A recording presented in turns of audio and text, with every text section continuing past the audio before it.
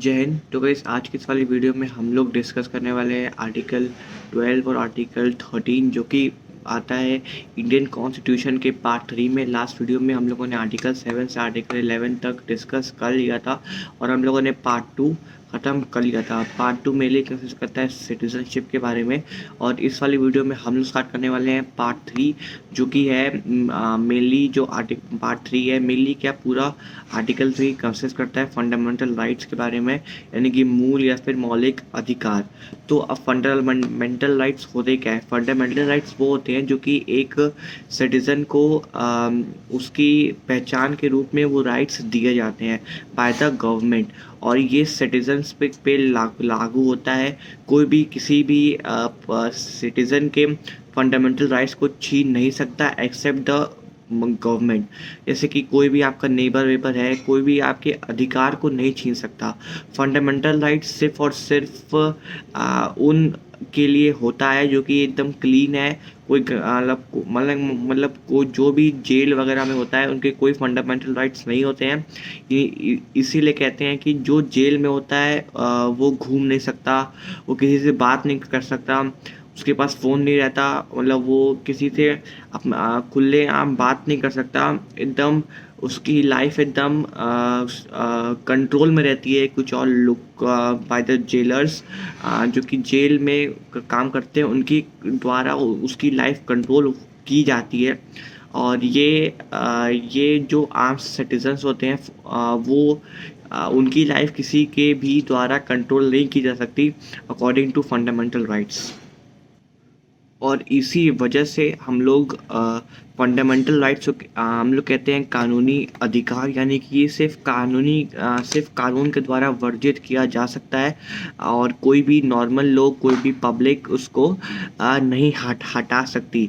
ये जो fundamental rights का आइडिया था ये लिया गया था यूएसए के कॉन्स्टिट्यूशन से। अब बात करते हैं कि कोई भी अगर क्राइसिस का समय होता है, कोई भी अगर क्राइसिस है यानी कोई वॉर चल रही है, इंडिया पाकिस्तान, इंडिया चाइना, कोई भी वॉर चल रही है, तो किसी भी फंडामेंटल राइट को सस्पेंड किया जा सकता है फॉर अ टेम्प्रोरी बेसिस। इस टेम्प्रोरी बेसिस को हम लोग कहते हैं निलंबित, हिंदी में इसको कहते हैं निलंबित, और ये किया जाता है राष्ट्रपति द्वारा।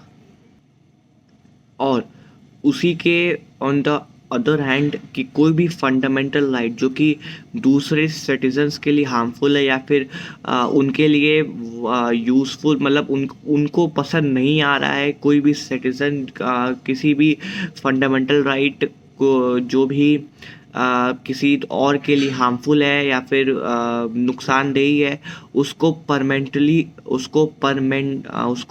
हमेशा के लिए रिमूव किया जा सकता है। फॉर एग्ज़ाम्पल अगर हम लोग का फंडामेंटल राइट होता है कि हम लोग सड़क पे गाड़ी चला सकते हैं, पर इसका मतलब ये नहीं कि हम लोग किसी के भी घर के अंदर गाड़ी घुसा देंगे, इसका मतलब ये नहीं हो सकता। और इसके बेसिस पे उस फंडामेंटल राइट को हमेशा के लिए उस आदमी के लिए जिसने ये काम किया है उसके लिए हमेशा रिमूव किया जा सकता है। और ये जो रिमूवल का प्रोसेस होता है ये रिमूव किया जाता है संसद के द्वारा।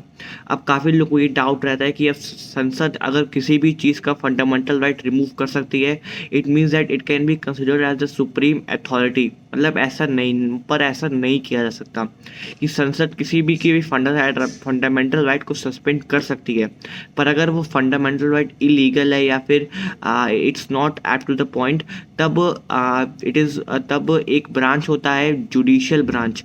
जुडिशियल ब्रांच कंसिस्ट करता है सारे कोर्ट्स का, high court, supreme court, district court, family court, सारे कोर्ट को हम लोग मिला के जुडिशियल ब्रांच बनता है। उस ब्रांच में कोई भी अगर संसद किसी आदमी के लिए गलत लॉज, मतलब कोई किसी भी आदमी के लिए नुकसानदेही, मतलब जो अगर वो इनोसेंट आदमी का फंडामेंटल राइट्स रिमूव करती है, तब वो आदमी जाके सुप्रीम कोर्ट, हाई कोर्ट, किसी भी कोर्ट में जाके जिसमें वो अवेलेबल हो सकता है उसमें जाके केस फाइल कर सकता है, चाहे वो रिक्वेस्ट हो चाहे फोर्स हो। अब ये होता है मेन फंडामेंटल राइट्स। अब हम लोग शुरू करते हैं आर्टिकल 12 और 13। मतलब इस वाले वीडियो में हम लोग आर्टिकल 12 और 13 के बारे में जानेंगे। आर्टिकल 12 में हम लोग को दो बातें बताई गई हैं।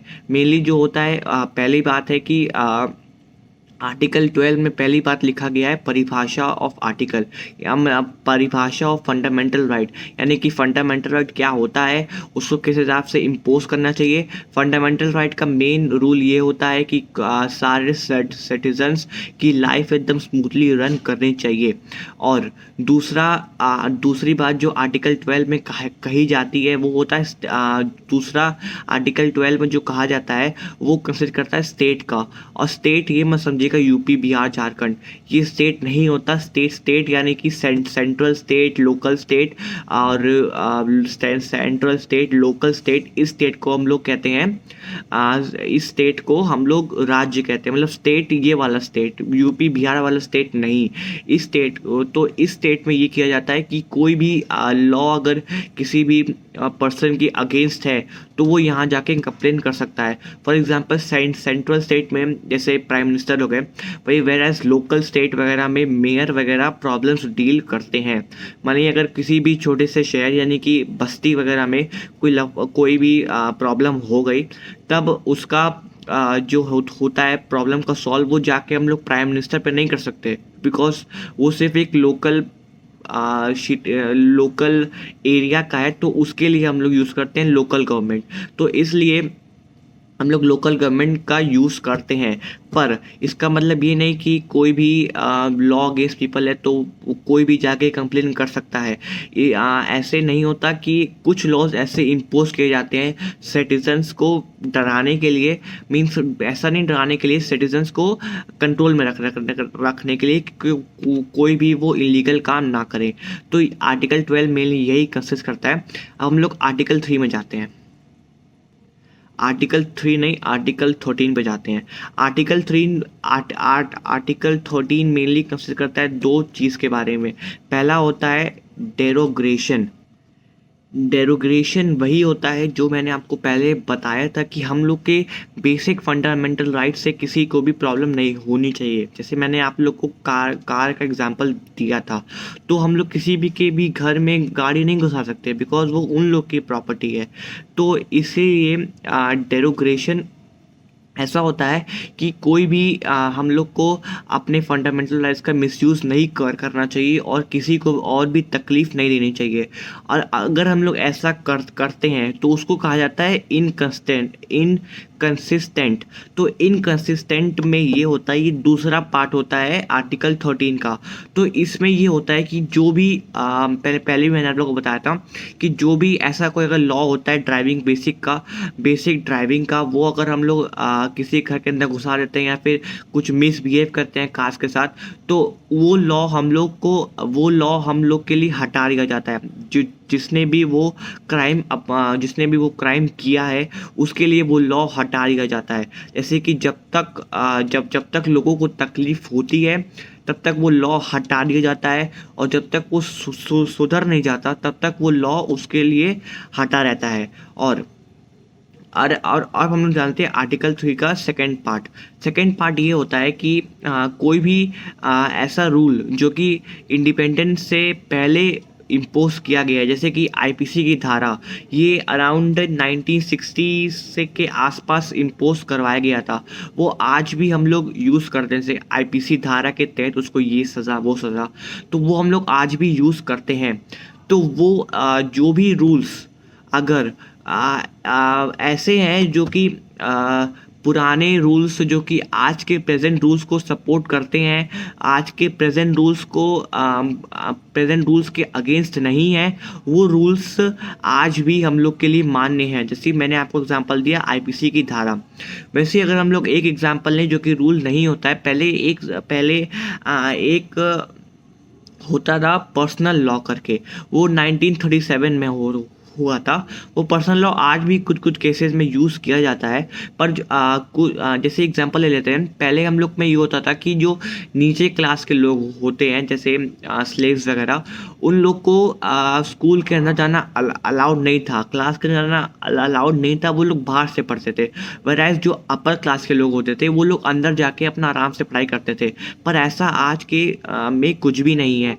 आज के में सब लोग अपना राइट टू एजुकेशन के फंडामेंटल लॉ के तहत आज सब लोग अपनी एजुकेशन को कर सकते हैं without any difference in religion और कास्ट के बाद भी मतलब इससे कोई फ़र्क नहीं पड़ता कौन सा कास्ट कौन सा रिलीजन है, आप लोग एजुकेशन कर सकते हैं, मतलब एजुकेशन को ग्रहण कर सकते हैं। तो आर्टिकल 13 में इतना ही था। नेक्स्ट वीडियो में हम लोग जानेंगे आर्टिकल 14, 15। आर्टिकल 14 और 15 के बारे में हम लोग नेक्स्ट वीडियो में जानेंगे। और ये जो भाग 3 है ये कंसिस्ट करता है आर्टिकल 12 से आर्टिकल 35 तक।